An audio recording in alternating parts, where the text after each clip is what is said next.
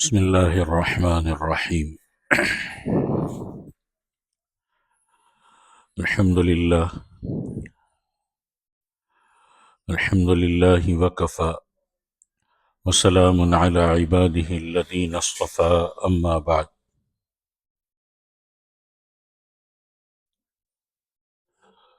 اللہم صلی علی سیدنا مولانا محمد وعلی آل سیدنا مولانا محمد وبارک وسلم۔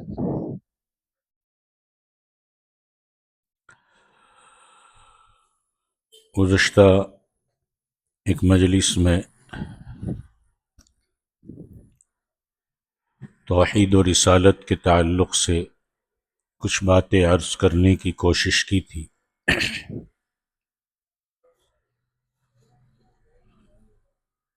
یہ بتایا تھا کہ ایک سمجھدار انسان کے ذہن میں اس دنیاوی زندگی کے مقصد اور اپنے وجود اور اپنی پیدائش کے بارے میں یہ سوال ضرور اٹھنا چاہیے کہ مجھے یہاں کس نے بھیجا ہے اور کیوں بھیجا ہے اور مجھے یہاں سے کہاں جانا ہے، کون لایا ہے، ساری کائنات کا رب لایا ہے، کیوں لایا ہے، وما خلقت الجن والانس الا لیعبدون۔ اس کے تحت میں توحید کو اچھی طرح سمجھانے کی کوشش کی تھی۔ پھر یہاں سے کہاں جانا ہے، اپنے رب کے سامنے کھڑا ہونا ہے، اور پھر اسی کے ماتحت میں اللہ کی قدرت، اللہ کا نظام، اللہ کا سسٹم، یہ سمجھانے کی کوشش کی تھی۔ گویا کلمے کے جو دو پہلو ہے، لا الہ الا اللہ میں توحید، محمد الرسول اللہ میں رسالت، اس میں لا الہ الا اللہ کو ایک حد تک میں نے سمجھانے کی کوشش کی تھی۔ اب جب ہم لا الہ الا اللہ کو سمجھ گئے، جب اللہ کی طاقت کو پہچاننے لگے، تو اب ہمیں نبی کی طرف دیکھنا ہے کہ نبی جو کرتے ہیں وہ ہمیں کرنا ہے، ان کے نقش قدم پر چلنا ہے، ان کے جیسا انتظار، ان کی جیسی برداشت، ان کے جیسے اخلاق، ان کی جیسی سخاوت، ان کی جیسی قیادت، ان کی جیسی نمازیں، ان کی جیسی دعائیں، ان کی جیسی تلاوت، ان کی جیسی مخلوق کی خدمت، اور اس نبی سے محبت کو اپنا لو۔ اللہ کے نبی صلی اللہ علیہ وسلم کی سیرت اور ان کی سنتوں کے بارے میں اٹھتے بیٹھتے سوچا کرو اور ان کو اپنے اندر اتار لو۔ یہی مفہوم ہے اب محمد الرسول اللہ کا، اور یہ بھی قرآن کا اہم ترین موضوع ہے۔ جیسے توحید اہم ترین موضوع ہے، ویسے رسالت بھی اہم ترین موضوع ہے۔ اور یہ بھی میں نے گزشتہ مجلس میں بتایا تھا کہ اللہ تعالیٰ نے غزوہ بدر میں لا الہ الا اللہ کا نمونہ دکھایا، اور غزوہ احد میں محمد الرسول اللہ کا نمونہ دکھایا، اور اسی کے تحت میں نے غزوہ بدر کا واقعہ کچھ سمجھانے کی کوشش کی تھی۔ اب محمد الرسول اللہ کو سمجھیے، اور یاد رکھنا تربیت صرف بیانوں سے نہیں ہوتی۔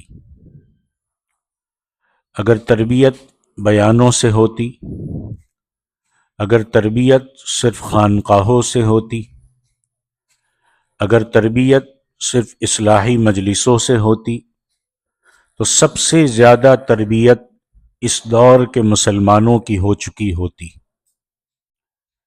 کیونکہ جتنی اصلاحی مجلسیں، جتنے بیانات اور جتنی اچھی باتیں آج کے دور میں الگ الگ طریقوں سے، سوشل میڈیا سے، الگ الگ انداز میں ہمارے زمانے میں ہوتی ہے، صحابہ کے زمانے میں نہیں ہوتی تھی۔ ان کی تربیت میدان عمل میں ہوتی تھی، ان کی تربیت صرف لفاظی نہیں تھی، ان کی تربیت صرف بول نہیں تھے، وہ کر کے دکھاتے تھے۔ لا الہ الا اللہ کو سمجھانے کے لیے بدر کا میدان سجا تھا، محمد الرسول اللہ کو سمجھانے کے لیے اللہ نے احد کا میدان سجایا۔ سورہ آل عمران میں جہاں غزوہ احد کا تذکرہ ہے، میں اسی کا خلاصہ بیان کر رہا ہوں۔ ان یمسسکم قرح فقد مس القوم قرح مثلہ وتلک الایام نداولها بین الناس وَلِيَعْلَمَ اللَّهُ الَّذِينَ آمَنُوا وَيَتَّخِذَ مِنْكُمْ شُهَدَاءَ۔ بہت بڑی فوج مدینے پر حملہ کرنے کے لیے مکے سے پھر چلی تھی۔ آپس میں مشورہ ہوا اور یہ طے ہوا کہ مدینے سے باہر نکل کر مقابلہ کیا جائے۔ چنانچہ باہر نکل کر مقابلہ کیا گیا، اور ایک ایسی پوزیشن حضور صلی اللہ علیہ وسلم نے اختیار کی کہ سامنے دشمن کی فوج ہو اور پیچھے پہاڑ ہو، اور بہت سوچ سمجھ کر آپ صلی اللہ علیہ وسلم فوجی پوزیشن اختیار کرتے تھے۔ اس غزوے میں پیچھے جو پہاڑ تھا، اس میں دو پہاڑیوں کے درمیان ایک راستہ تھا۔ آپ صلی اللہ علیہ وسلم کی نگاہوں نے بھانپ لیا کہ اگر دشمن کے کمانڈر کی نظر اس راستے پر پڑ گئی تو پہاڑ کے پیچھے سے گھوم کر پیچھے سے آ کر حملہ آور ہو سکتا ہے۔ چنانچہ آپ صلی اللہ علیہ وسلم نے پہلے ہی سے اینٹیسپیٹ کرتے ہوئے اپنے 50 تیر انداز صحابہ کو وہاں پر کھڑا کر دیا کہ تمہاری ڈیوٹی صرف یہ ہے کہ ادھر سے کوئی حملہ آور آنے نہ پائے، اور جب تک ہم نہ کہے تمہیں یہاں سے نہیں ہٹنا ہے۔ اور آج بھی وہ پہاڑی کا ہلکا سا حصہ موجود ہے۔ آپ کبھی جائیں گے اور غزوہ احد سیر کرانے کے لیے لے کر کے آپ کو اگر جایا جائے تو جہاں بسیں رکتی ہے اس کے بالکل سامنے سے وہ چھوٹا سا پہاڑ جس پر 50 تیر انداز صحابہ کھڑے کیے گئے تھے وہ نظر آتا ہے۔ جب جنگ شروع ہوئی تو اللہ کے رسول صلی اللہ علیہ وسلم کے دیوانے زبردست طریقے سے لڑے۔ انہوں نے دفاعی اقدامی پوزیشن پر عجیب و غریب کارنامے انجام دیے، اور دشمن کی فوج سب چھوڑ چھاڑ کے بھاگ کھڑی ہوئی۔ اللہ کے رسول صلی اللہ علیہ وسلم کے دیوانوں نے جنگ جیت لی، جو کچھ ہتھیار وہ لائے تھے وہ چھوڑ کر بھاگنے لگے۔ جنگ گویا ختم ہو گئی، اور صحابہ ان کے ہتھیار جمع کرنے لگے تاکہ یہ اگلی جنگ میں کام آئے۔ لوگ بیچارے یہ سمجھتے ہیں کہ صحابہ اپنی جیب کے لیے مال بٹورنے میں لگ گئے۔ ہم لوگوں نے صحابہ کو بھی اپنی طرح سمجھا ہوا ہے۔ اب جن 50 صحابہ کی ڈیوٹی لگی تھی انہوں نے دیکھا کہ جنگ تو ختم ہو گئی، اور حضور صلی اللہ علیہ وسلم کو خود اس وقت فرصت کہاں ہوگی کہ وہ ہم تک بات پہنچوائے کہ چلو اترو اور اپنے ساتھیوں کا ہاتھ بٹاؤ۔ کچھ لوگوں نے روکا کہ جب تک آپ صلی اللہ علیہ وسلم کی طرف سے حکم نہیں آئے گا ہم نہیں اتریں گے، مگر یہ کہنے لگے کہ بھائی اب تو جنگ ختم ہو چکی ہے، حضور کا فرمان جنگ ختم ہونے تک تھا۔ درمیان میں ایک بات عرض کر دوں کہ مخلص لوگ بھی 100% کسی ایک رائے پر جمع ہو جائے یہ ضروری نہیں ہے۔ یاد رکھنا، اکثر مخلصین کی رائے دو قسم کی بنتی ہے۔ جو لوگ الگ الگ رائے ہونے سے گھبراتے ہیں وہ اللہ کے سسٹم کو نہیں سمجھتے۔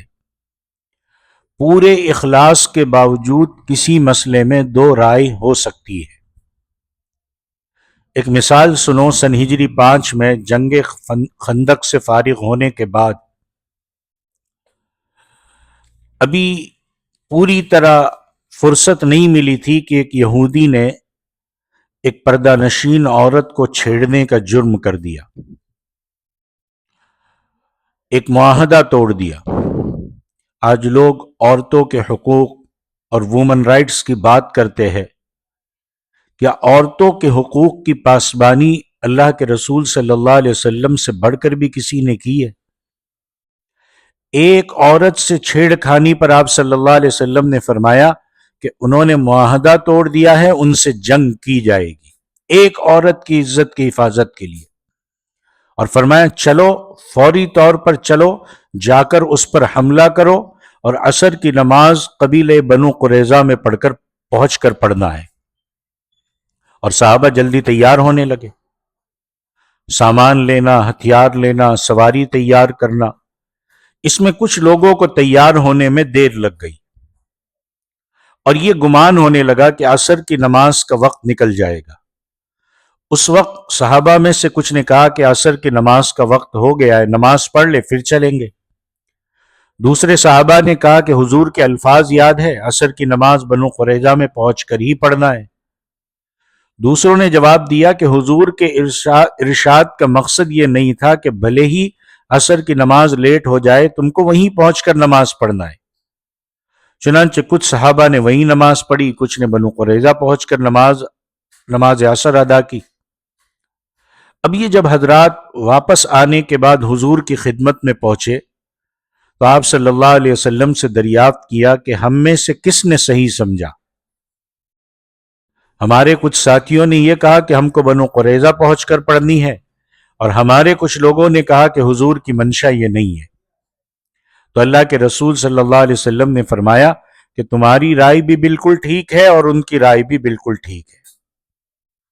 آج ہمارے یہاں کیا ہو رہا ہے؟ تم نے آمین زور سے نہیں کہا، تمہاری نماز نہیں ہوگی۔ تم نے ہلکے سے کہا، تمہاری نماز نہیں ہوگی۔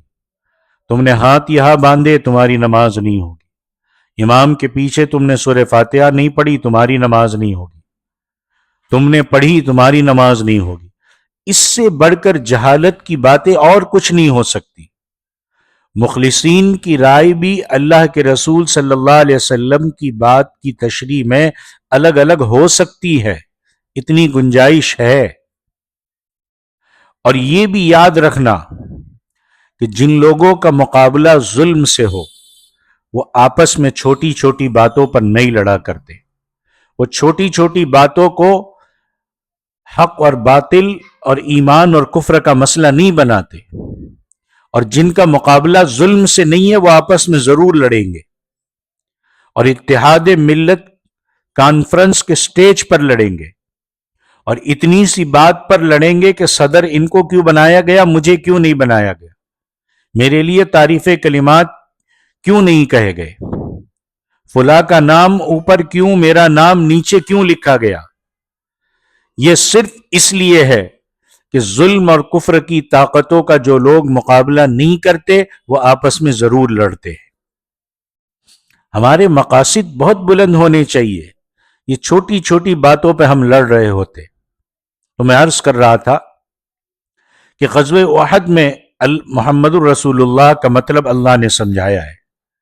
وہ تیر انداز صحابہ جن کی ڈیوٹی لگائی گئی تھی، ان میں سے کچھ کی رائے یہ ہوئی کہ جنگ ختم ہو گئی، اور کچھ نے کہا کہ ہمیں اس سے کوئی مطلب نہیں، جب تک اللہ کے رسول صلی اللہ علیہ وسلم ہم سے نہیں کہیں گے ہم یہاں سے نہیں ہٹیں گے۔ چنانچہ بہت سے لوگ وہاں سے ہٹ گئے، وہ جگہ خالی ہو گئی، اور دشمن نے اسی کا فائدہ اٹھایا، پیچھے سے حملہ کر دیا، فتح شکست میں بدل گئی، جیتی ہوئی جنگ صحابہ ہار گئے، 70 صحابہ شہید ہو گئے، اللہ کے رسول صلی اللہ علیہ وسلم بری طرح زخمی ہوئے۔ آپ صلی اللہ علیہ وسلم جو جنگی ہیلمٹ لگائے ہوئے تھے اس کی کڑیاں آپ صلی اللہ علیہ وسلم کے چہرے انور میں گھس گئی، اور چیرتی ہوئی آپ صلی اللہ علیہ وسلم کی داڑھ تک پہنچ گئی، دندان مبارک شہید ہو گئے اور خون کے فوارے بہنے لگے۔ جو کچھ ہوتا ہے اللہ کے منصوبے اور اللہ کے ارادے سے ہوتا ہے. اللہ کے منصوبے کے بغیر کچھ نہیں ہوتا. پھر اللہ نے ایسا کیوں ہونے دیا؟ اس لیے کہ اللہ چاہتے تھے کہ لا الہ الا اللہ کا مطلب تو تم کو میں نے بدر میں سمجھا دیا، اب محمد الرسول اللہ کا مطلب میں تم کو احد میں سمجھانا چاہتا ہوں کہ تم رسول اللہ صلی اللہ علیہ وسلم کی اگر ایک بات بھی نہیں مانو گے تو وہی حشر ہوگا جو احد میں ہوا. 70 صحابہ شہید ہو گئے. اللہ نے گوارا کر لیا کہ اس کے چہیتے، اس کے دلارے، اس کے لاڈلے امام الانبیاء، وجہ تخلیق کائنات، سید المرسلین، اشرف الانبیاء حضور اکرم صلی اللہ علیہ وسلم بری طرح زخمی ہو جائے. اور اللہ نے یہ بھی گوارا کر لیا کہ سیدنا حمزہ کا پیٹ کاٹا جائے، کلیجہ اور جگر نکالا جائے، اسے دانتوں سے چبایا جائے، ناک اور کان کاٹ کر اس کا ہار بنایا جائے. اللہ نے یہ سب کچھ ہونے دیا، لیکن یہ نہیں ہونے دیا کہ امت کو سبق نہیں ملے. یہ نہیں ہونے دیا کہ میری محبوب کی امت کی عادت بگڑ جائے. یہ ہے مطلب محمد الرسول اللہ صلی اللہ علیہ وسلم کا. اب ذرا اس کی روشنی میں اپنا جائزہ لے. کیا ابھی تک ہم لا الہ الا اللہ کو سمجھے ہیں؟ کیا ابھی تک ہم محمد الرسول اللہ صلی اللہ علیہ وسلم کو سمجھے؟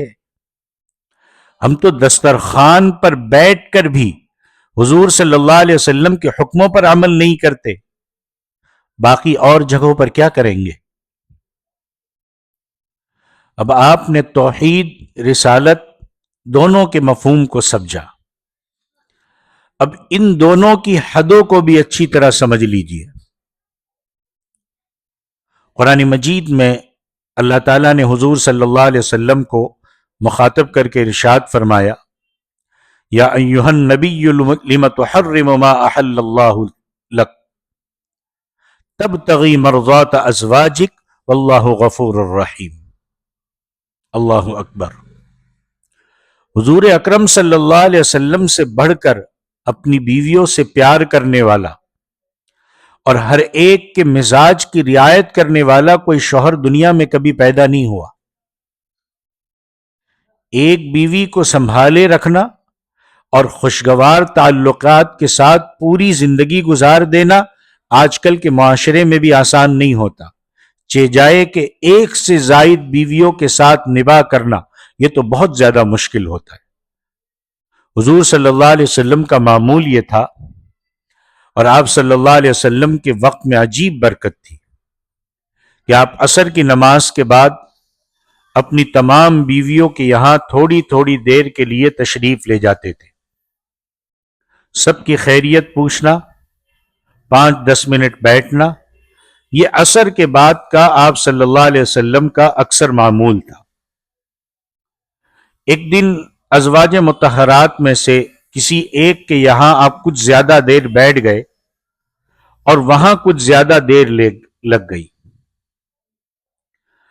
اب امہات المؤمنین میں سے کچھ نے آپس میں مشورہ کیا کہ کچھ ایسی ترکیب کرنی چاہیے کہ رسول اللہ وہاں زیادہ دیر نہ بیٹھا کرے. چنانچہ اگلے دن حضور ان کے گھر سے جیسے ہی آئے سب نے اپنی ناک بند کر لی اور حضور سے کہا کہ آپ نے وہ والا شہد کھایا ہے جس میں بہت بو آتی ہے. آپ نے فرمایا کہ میں نے شہد کھایا تھا، مجھے تو کوئی بو محسوس نہیں ہوئی. انہوں نے کہا کہ بہت بو آ رہی ہے. حضور سمجھ گئے اور آپ صلی اللہ علیہ وسلم نے فرمایا کہ ناراض مت ہو، آج میں قسم کھاتا ہوں اور طے کرتا ہوں کہ آج کے بعد سے وہ شہد نہیں چکھوں گا. اب تو راضی ہو جاؤ. اب جب اللہ کے رسول نے یہ قسم کھائی کہ میں شہد نہیں کھاؤں گا، اس پر اللہ کی طرف سے یہ ڈانٹ پڑی، اللہ کی طرف سے یہ حکم آیا کہ یا ایھا النبی لم تحرم ما احل اللہ لک، کہ جس چیز کو اللہ نے حلال ٹھہرایا ہے تبتغی مرضات ازواجک، اپنی بیویوں کو خوش کرنے کے لیے آپ اس کو اپنے اوپر حرام کر رہے ہیں. یہ ہے لا الہ الا اللہ، یہ ہے محمد الرسول اللہ کی سرحدوں کا بیان. یہ نہیں ہو سکتا کہ لوگوں کو خوش کرنے کے لیے ہم اللہ اور اللہ کے رسول کو ناراض کر دیں۔ سرحدوں کو دیکھا جائے گا، حدود کو دیکھا جائے گا۔ اس کو سمجھے کہ اخلاق بس یہاں تک چلیں گے، فلانے رشتہ دار کی رعایت یہاں تک چلے گی، فلانے کی رعایت، بچے کی رعایت، اولاد کی رعایت یہاں تک چلے گی۔ اس حد کو پار مت کرنا، اور اس حد کو پار کر کے اللہ کو ناراض مت کرنا۔ لوگوں کو خوش ضرور کرو، لوگوں سے اچھے تعلقات ضرور رکھو، اپنی اولادوں کو خوش ضرور کرو، مگر اس کی ایک حد ہے جس کی وضاحت اللہ نے خود حضور صلی اللہ علیہ وسلم کے گھر میں کرا دی۔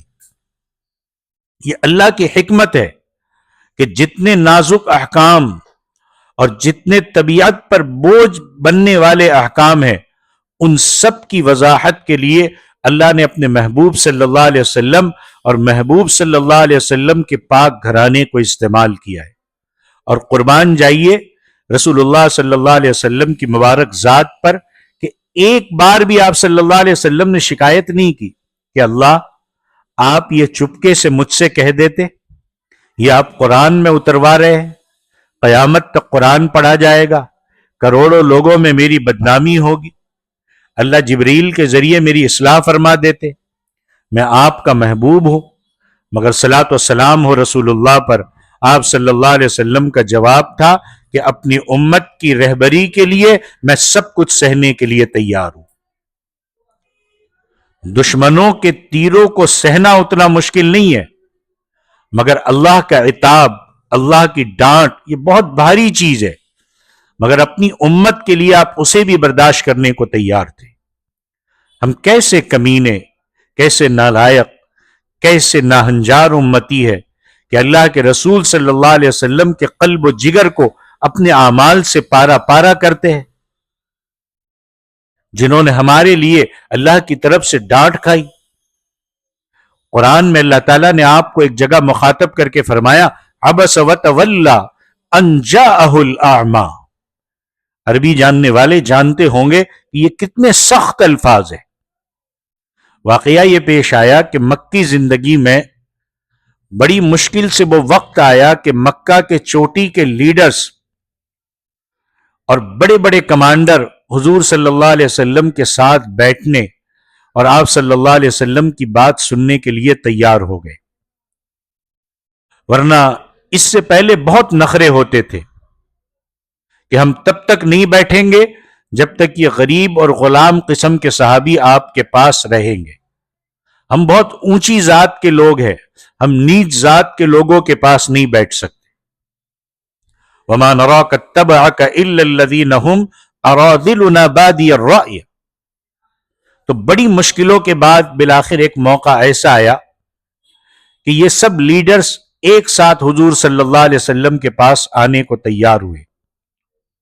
حضور نے ان سب کو کھانے پر بلایا، آپ ان سے بات کر رہے تھے اور پوری قوت سے ان کو اسلام، توحید، رسالت، لا الہ الا اللہ سمجھا رہے تھے۔ اتنے میں ایک نابینا صحابی آ گئے، آنکھوں سے نظر نہیں آتا تھا، انہیں کیا پتا تھا کہ کون بیٹھے ہیں۔ ان کے ذہن میں ایک سوال آیا اور انہوں نے حضور صلی اللہ علیہ وسلم سے، حضور صلی اللہ علیہ وسلم کی بات چیت کی آواز انہوں نے محسوس کی کہ اللہ کے نبی مسجد میں تشریف فرمائے۔ چنانچہ وہ آئے اور پوچھا کہ اللہ کے رسول ذرا مجھے یہ بات بتا دیجیے۔ حضور نے ان کی طرف توجہ نہیں کی اور آپ صلی اللہ علیہ وسلم کو تھوڑا برا لگا کہ بھائی یہ تو میرا اپنا ساتھی ہے، جب چاہے مل سکتا ہے، اس وقت تو میرے پاس کسی کو نہیں آنا چاہیے تھا، یہ نازک مزاج لیڈر بڑی مشکل سے آج جمع ہوئے ہیں، ان کو پھر بات نہ سننے کا بہانہ مل جائے گا، اس لیے آپ کے چہرے پر ناگواری کے آثار آ گئے اور آپ نے توجہ نہیں کی۔ اس بات کو اچھی طرح سمجھیے کہ رسول اللہ صلی اللہ علیہ وسلم نے توجہ کیوں نہیں فرمائی؟ کیا آپ اس صحابی کی غربت کی وجہ سے اس کو حقیر سمجھتے تھے؟ نہیں، آپ کو یہ تمنا، یہ فکر تھی کہ شاید یہ لوگ اس وقت اگر میری بات غور سے سنیں تو ہو سکتا ہے کہ ان کے دل میں بات اتر جائے اور ان کی وجہ سے پورے مکے کا ماحول بدل جائے۔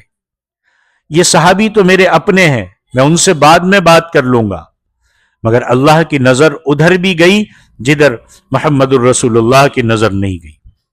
اللہ نے اس پر اپنے رسول سے فرمایا اور سخت الفاظ میں کہا، عبس وتولی ان جاءہ الاعمی، کہ چہرہ بدل گیا، رخ موڑ لیا، اس لیے کہ آپ کے پاس ایک اندھا بندہ آ گیا۔ وما یدریک لعلہ یزکی، اور محمد صلی اللہ علیہ وسلم تمہیں کیا خبر تھی کہ تم اگر اس پر ایک نظر ڈال دیتے، اس کی طرف متوجہ ہو جاتے، تو اس کے دل کی دنیا منور ہو جاتی۔ او یذکر فتنفعہ الذکریٰ، یا پھر کم سے کم تم سے کچھ سیکھ کر اس کو نفع ہو جاتا۔ جس مقام پر وہ آیا تھا اس مقام سے اونچا اور بلندتر ہو جاتا۔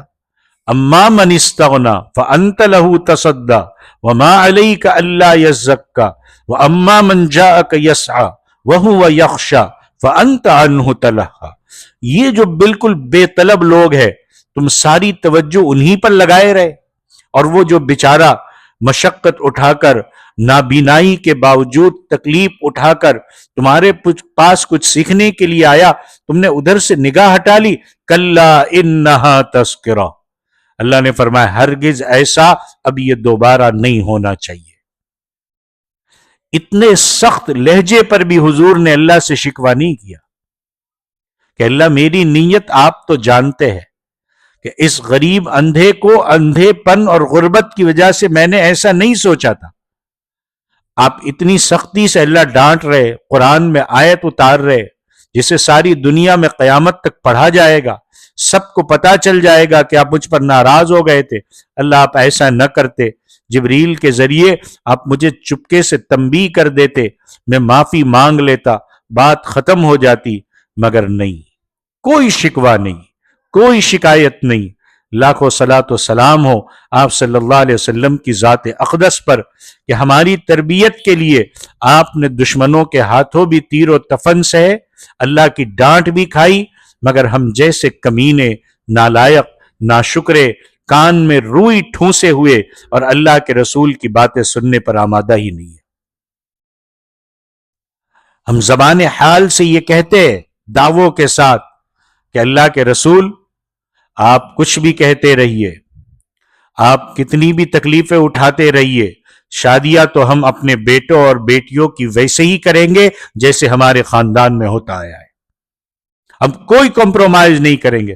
آپ نے ہمارے لیے کیا سہا، ہم روئیں گے، آنسو بہا لیں گے، ختم ہو جائے گا، لیکن شادیاں تو ویسی ہی کریں گے جیسے ہم کرتے آئے ہیں۔ شادیوں میں ہم نہیں دیکھیں گے کہ آپ نے ہمارے لیے کیا کیا سہا ہے، ہم تو دھوم دھام سے کریں گے، فضول خرچی کریں گے، ہم تو غریب لڑکی اور غریب ماں باپ سے جہیز مانگیں گے، ہم تو غریب اور یتیم لڑکیوں کو خون کے آنسو رلائیں گے۔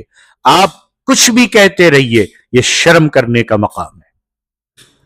اللہ کے رسول آپ سالوں تک کفار کی تکالیف برداشت کرتے رہیے، آپ شیب ابی طالب کی بھوک وہ برداشت کرتے رہیے، آپ غزوہ احد کی تکلیف برداشت کرتے رہیے، آپ اپنے بیٹی کی شہادت برداشت کرتے رہیے، آپ اپنے بیٹیوں کی طلاق برداشت کرتے رہیے، آپ کا اپنے مکہ سے نکلے جانا برداشت کرتے رہیے، لیکن ہم تو وہ کمینے ہیں، وہ ناہنجار ہے، وہ نالائق ہے کہ آپ کچھ کہتے رہیے، ہمیں کوئی فرق نہیں پڑنے والا، ہم تو ویسے چلیں گے جیسے ہمارے آس پاس لوگوں میں کیا ہو رہا ہے، ہم یہ نہیں دیکھیں گے کہ ہمارے نبی کا طریقہ کیا ہے۔ تو بہت تفصیل کے ساتھ میں نے توحید کا مطلب بھی سمجھایا، میں نے رسالت کا بھی سمجھایا، لا الہ الا اللہ کا مفہوم بھی واضح کیا، محمد الرسول اللہ کا مفہوم بھی واضح کیا۔ ہمیں اللہ کے مقام کو، اللہ کی سنت کو، اللہ کی قدرت کو بھی پہچاننا ہے، اور رسول اللہ صلی اللہ علیہ وسلم کے مقام اور مرتبے کو بھی اور اس کے تقاضے کو بھی پہچاننا ہے۔ سچ تو یہ ہے کہ ابھی تک ہمارا نہ لا الہ الا اللہ صحیح ہوا، نہ محمد الرسول اللہ صحیح ہوا، ابھی تو ہمارا کلمہ ہی ٹھیک نہیں ہوا، ابھی تو ہم صحیح معنوں میں مسلمان ہی نہیں ہوئے۔ آج ان تمام کوتاہیوں سے توبہ کرے، ایک نئی زندگی کی شروعات کرے۔ دل و جان سے دعا ہے کہ اللہ تعالیٰ اس مجلس کو بے حد قبول فرمائے اور ہمیں لا الہ الا اللہ محمد الرسول اللہ کے تقاضوں پر عمل کرنے والا بنا دے۔ آمین۔ وآخر دعوانا ان الحمد للہ رب العالمین۔